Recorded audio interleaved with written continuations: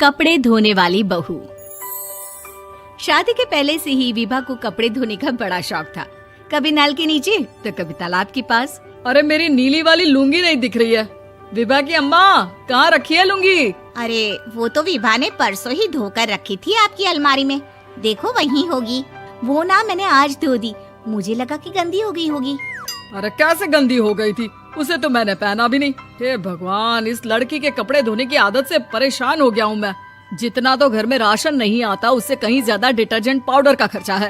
इसकी शादी करवा दो, शादी। जाए अपने घर में ही करे काम, फिर चाहे घर के कपड़े धोने हो या पूरे गांव के। हाँ ठीक बोल रही हूँ, देखता हूँ मैं कोई लड़का। वो दिन भी आ जाता है जब विभा को देखने लड़के वाले आ जाते हैं। लड़की मुझे अच्छी लगी। होने वाली सास कहती है, बेटी अगर कुछ पूछना है तो पूछ लो। वैसे तो हमारी लड़की बहुत ही शर्मीली है, जो बोल दो वो मान लेती है, इसे क्या पूछना होगा। अरे कैसी बात कर रही हो माँ, मुझे इन लोगों के घर रहना है, सवाल तो कई है। हाँ हाँ बेटा, पूछ लो ना, क्या पूछना है। आप लोगों के घर कपड़े कौन धोता है? सास का मुंह बन जाता है। देखो, अगर तुम ये कहना चाहती हो कि तुम्हें कपड़े धोने नहीं आते तो सुन लो, कपड़े मैं ही धोती हूँ, लेकिन तुम्हारे आ जाने के बाद मैं रुमाल तक नहीं धोऊंगी। अरे चुप रहना भाग्यवान, बहू बेचारी घर आई नहीं, उसे डराना शुरू कर दिया। वो क्या है ना बिटिया, अभी तक तो ये कल्लू की माँ ही धोती थी, लेकिन अब तुम्हारे पापा तो दहेज में वॉशिंग मशीन देंगे ही। तभी विभा की माँ बोल पड़ती है, सवाल भी पूछा तो क्या। वैसे भाई साहब, मशीन की तो फिर भी कपड़े धोने की कैपेसिटी होती है। मतलब जो बिटिया दे रहे हैं ना विभा, इसे कपड़े धोने का बहुत शौक है। ये आप लोगों के क्या, आस पड़ोस गांव मोहल्ले सबके कपड़े धो दे और उफ तक ना करे। बाहर देखा नहीं आपने कितने कपड़े सूख रहे हैं? सब हमारी बिटिया ने ही तो धोए हैं। बस भी करो ना माँ, शर्म आ रही इतनी तारीफ सुनकर। और तो और एक दाग निकाल कर दिखाओ तो मान जाऊँ। हाँ अच्छा, माफ करना बेटा, मैंने गलत समझा। हमें तो रिश्ता बहुत पसंद है। और ऐसे जुड़ जाता है रिश्ता कपड़े धोने का शौक रखने वाली विभा का। उसकी शादी हो जाती है कोयला फैक्ट्री में काम करने वाले कल्लू के साथ। शादी के बाद अचानक विभा चिल्लाती हुई सास के पास आती है। सासू माँ, अरे सासू माँ कहाँ है आप? ये तो धोखा है, धोखा दिया आप लोगों ने मुझे। इसे ससुर के चक्कर के बारे में पता चल गया। अरे तो उसमें तुझे क्यों धोखा मिला है? अरे नल में पानी नहीं आता, कपड़े कैसे कब धुलेंगे? अच्छा, तू पानी नहीं आ रहा उसकी बात कर रही है। तो आपने क्या सोचा? कुछ नहीं।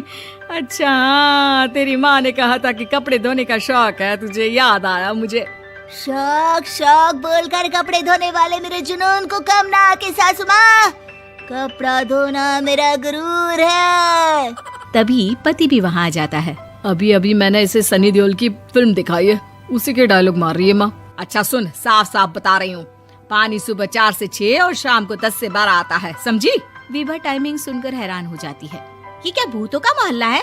सुबह 4 बजे टंकी में पानी जाता है, फिर सारा दिन धोना ना, किसने मना किया? अरे कैसी बात कर रही है? 200 लीटर की टंकी में कितने कपड़े धो लूंगी मैं, सुबह ही उठ जाऊंगी मैं। अब क्या था, विभा सुबह 4 से लेकर रात के 12 बजे तक कपड़े ही धोती रहती।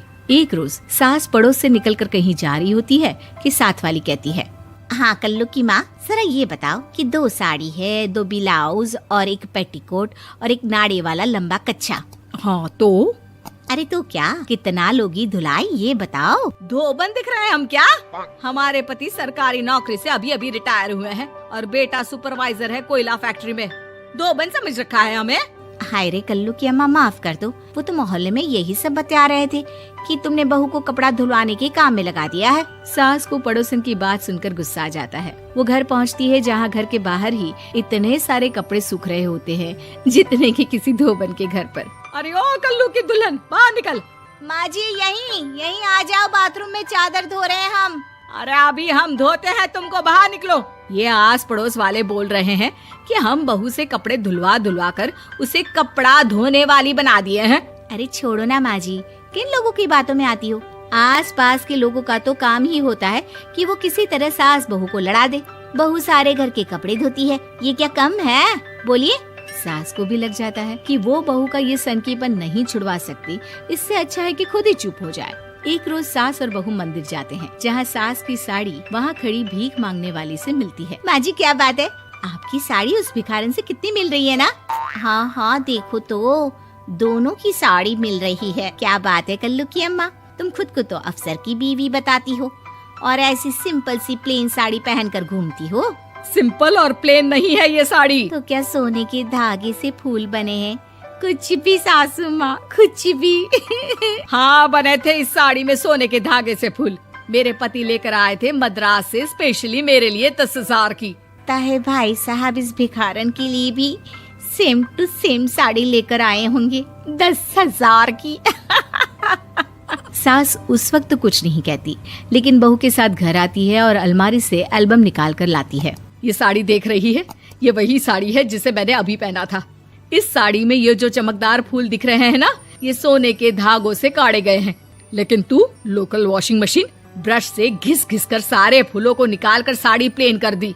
मुझे माफ कर दीजिए सासू माँ। और तो और, जब मैंने तुझे तेरी गलती के लिए कुछ नहीं कहा, लेकिन तूने तो सबके सामने मेरा मजाक ही बना दिया। क्यों? बहू को समझ में आ जाता है कि अब से उसका कपड़े धोना बंद।